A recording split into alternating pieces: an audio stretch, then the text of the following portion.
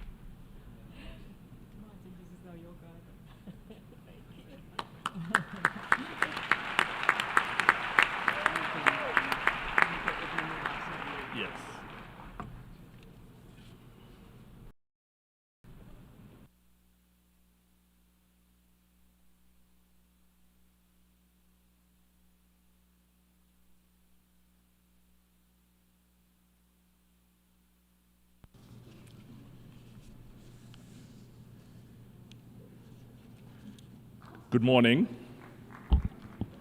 It is such a privilege to be here among you this morning, and I would like to thank His Excellency Mr. Philemon Yang, the President of the General Assembly, for his remarks.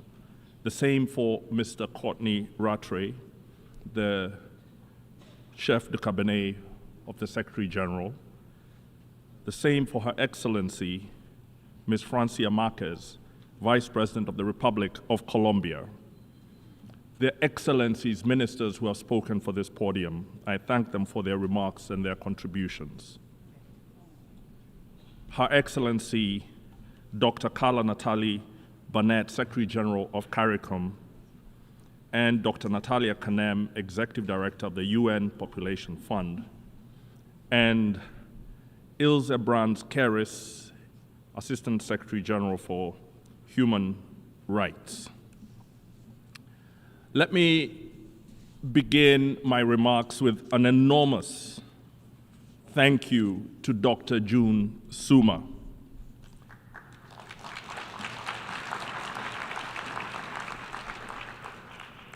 As the second chair of this forum, following the foundational leadership of Ms. Epsie Campbell, you have led with resolve and care. You guided this forum during a critical phase of its growth, expanding its reach and grounding its work. Dr. Suma, we honor your service.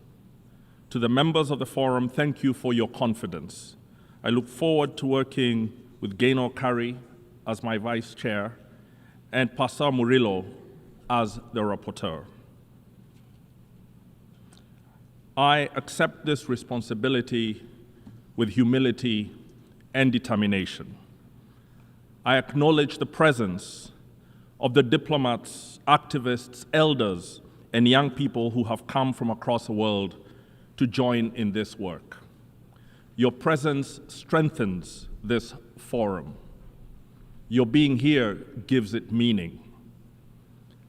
I commend the African Union for declaring 2025 the year of justice for Africans and people of African descent through reparations. As chair, I hope this forum will encourage Africa's leadership to use this year for honest reflection, historical understanding, and renewed commitment to our diaspora. These are the foundations of any serious vision of reparatory justice that is grounded in recognition and responsibility. It calls for the worldwide identification of those who benefited from the enslavement and dispossession of African people, and for structured processes of legal, material, and institutional restitution. Africa must lead in this effort as a standard bearer for a global movement that is grounded in truth. My friends, to achieve that, we need to bring our diverse histories, languages, and paths into conversation, and to embrace the civilizational claim that being African means grounding our lives in human dignity, defiance in the face of oppression, and a collective purpose to transform the world. It depends on an understanding that our lives are bound together and are immeasurably enriched when we treat one another as precious beings through solidarity, protection, and recognition. We understand that Africa is a continent, and that to be African is a moral and political ideal, much more than a geography. Across our continent, in most African countries, this understanding has been blocked by silences, compromises, and inherited structures.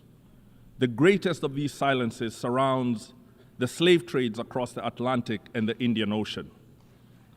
It reflects the failure to remember, to name, and to teach. The violence that tore millions from their homes is often excluded from national curricula, sanitized in public discourse, and reduced to numbers. This silence breaks the continuity of memory. It denies the descendants of both the enslaved and the complicit the truth of their inheritance. It weakens trust between generations, and it erodes the foundation of collective belonging. It is like a vacuum at the center of our political and moral imagination that will not allow the ethics of care, solidarity, and mutual responsibility to breathe. In suffocating these values, it weakens the foundations of many of our post-colonial states. Part of the reason for this enduring silence is that some of the systems that enabled these crimes were rooted in African political and economic orders. This truth is difficult to face, but without facing it and repairing what was broken, we cannot lead the work of repair with integrity or draw strength from the diversity of our journeys to being African. In the coming months and years, I hope to convince many more Africans that this work of historical reckoning and true engagement with our diaspora is how we claim the wholeness from which we can build an Africa united in its vision and committed to justice.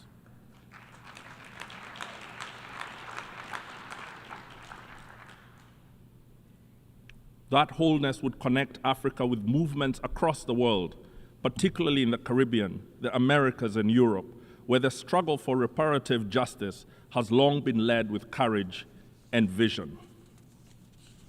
This forum can deepen our understanding of ourselves and strengthen our bonds with each other. And with all your help, it will listen with seriousness, it will speak with clarity, because this is our work. Thank you.